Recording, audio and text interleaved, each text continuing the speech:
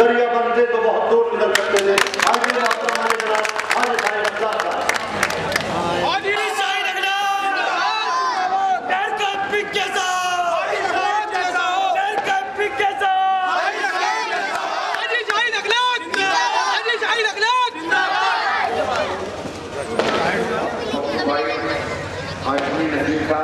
वसीम भाई, बिलाल भाई, अजीम भाई, फराज भाई, सुहेल भाई, साजिद भाई, अलीम भाई, हाजी शकील साहब, हाजी हामिद साहब, हाजी फैरज साहब, हाजी जलसन साहब, हेमंत चौधरी साहब, खान की प्रसाद शहर विधानसभा अध्यक्ष, इमरान कुरैशी साहब, हाजी शाहिद साहब, इमाम अंसारी साहब, यूनुस भाई कुरैशी साहब, शान मोहम्मद चौधरी साहब, अकरम शाह साहब, बशीर गाजी, सभी पार्टियां आपके बीच में वोट मांगने आएंगी, लेकिन आपको ये तय करना है कि कौन सा प्रत्याशी आपके हक में बेहतर हो सकता है, शहर के हक में बेहतर हो सकता है, और कौन सी पार्टी ऐसी है जिस पार्टी के हाथ में हमें देश की कमान देनी है।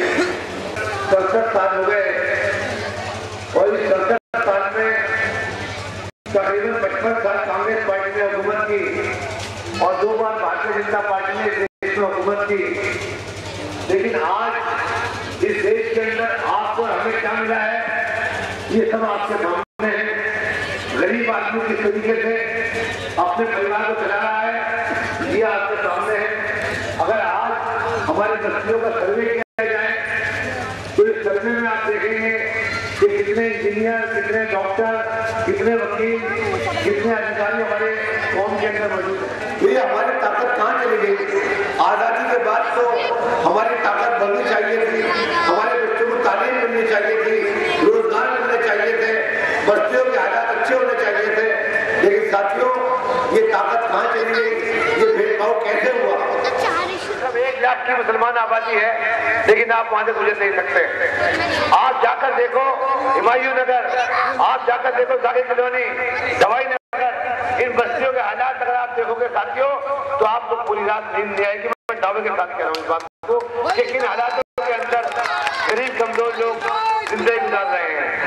हम तो पुराने शहर में रहते हैं, अख्तर मस्जिद, घंटा घर, जली कोठी, गुरबी बाजार, ये तो पुराना शहर है, लेकिन जो नई आबादी है उनके हालात जाकर देखो मेरे भाइयों। जब तुम्हारा ये भाई शाहिद अखलाक मेयर था तो उन बस्तियों के अंदर 24 घंटे विकास चलता था, रात और दिन काम चलता था, लेकिन जब से ताकत हमारे हाथ में गई है तब से एक ईंट भी उन बस्तियों के अंदर कितने लगाई नहीं है। आप जाकर सर्वे करो। 1 लाख वोट कराया आपके ध्यान होगा, 1 लाख वोट। आपको मालूम है 2004 में सेकंड नंबर पर रहेगी लोकदल मनुनगर और 3rd नंबर पर रहेगी बीजेपी, जो 1 लाख वोट से हारेगी। और जब हमारी लोकसभा के अंदर हापुड़ में आता था, जब हमारी लोकसभा में हस्तापुर आता था, हस्तापुर के अंदर मुसलमान भी कम है और दलित भी कम है, लेकिन अब हस्तापुर चला गया और हापुड़ मिल गया है।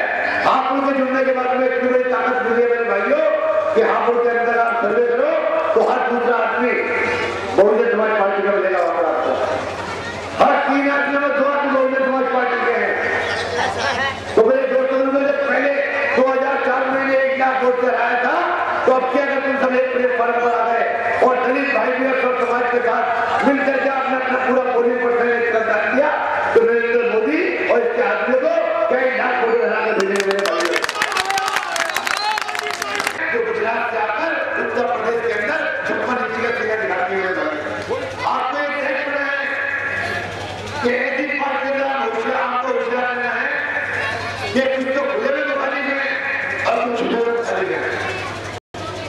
अभी समाजवादी पार्टी कहती है, आज के कारण मैं पढ़ा है कि बीजेपी पहले प्रत्यान करती है फिर माफी मांगती है। तो मैंने आज जब अखबार देखा तो मैंने सोचा कि बीजेपी वाले माफी तो मांग रहे, तुम तो माफी नहीं मांग रहे। मुझे एक बात का जवाब दो, गुजरात में जब दंगे हुए सरकार किसकी थी? वहां पर जब गुजरात में दंगे हुए सरकार किसकी थी?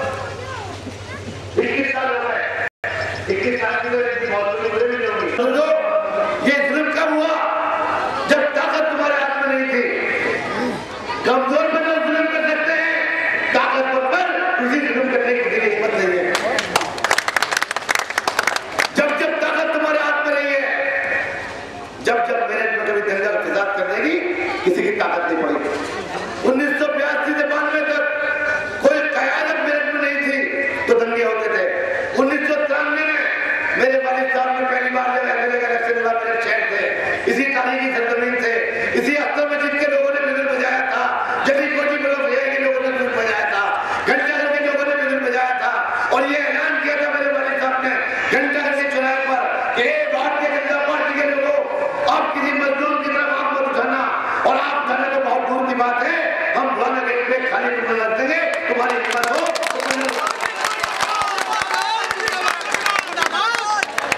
ताकत तुम्हारे हाथ में आई तो जुल्म जाती तो बहुत दूर की बात है, खाली बिल्डिंग में उठाया गया इनसे। और जब ताकत नहीं थी, जब ताकत हाथ में नहीं थी तो आपको मालूम है क्या हुआ था? इसी निगार सलीमा में मजलूम लोगों का कत्लेआम हुआ था, तारीख गवाह है, इतिहास गवाह है, और कोतवाली थाने के रिकॉर्ड में गवाह है कितने आदमी निगार कांड में मरे थे। ताकत हाथ में होगी तो फिर मेरे दोस्तों अपने मान सम्मान, अपनी जान माल की हिफाजत नहीं कर सकते। हम एक अल्लाह के मानने वाले, एक नबी के मानने वाले, एक कुरान के मानने वाले और एक किताब के मानने वाले, जब हशर के दिन हम एक मैदान में खड़े होंगे तो इस दुनिया के अंदर आप क्या कर सकते हैं? मुझे एक बात का जवाब बताओ मेरे भाई। तो अल्लाह का फरमान यह है कि एक ईमान वाले को तकलीफ पहुंचे तो 7 समुद्र पार भी तकलीफ पहुंचती है तो तुम्हें उसकी तकलीफ का एहसास होना चाहिए। मैं आपसे पूछना चाहता हूं कि मुजफ्फरनगर तो 7 समुद्र पार भी नहीं है, मुजफ्फरनगर तो हमारे बगल से लगा हुआ जिला है, वहां पर हमारी माँ बहनों के साथ आंसू हुई, मासूम बच्चों का कत्लेआम हुआ, बस्ती की बस्ती जला दी गई, और आज हमने अपने ईमान के तकाजे पर इन जालिमों के खिलाफ इत्तेफाक और इत्तेहाद से वोट भी नहीं डाला, तो फिर हमारे ईमान की क्या बहसियत है मेरे भाइयों? इस बात को अलग ईमान से बताओ। एक तरफ गुजरात के कातिल है और एक तरफ मुजफ्फरनगर के कातिल है। अगर आप इनको सबक सिखाना चाहते हो तो एक ही तीर से दोनों मिल जाएंगे इंशाअल्लाह। बहुजन समाज पार्टी के साथ मिलकर के एक मुश्त हाथी के निशान पर वोट डाल दो और भारतीय जनता पार्टी और समाजवादी दोनों की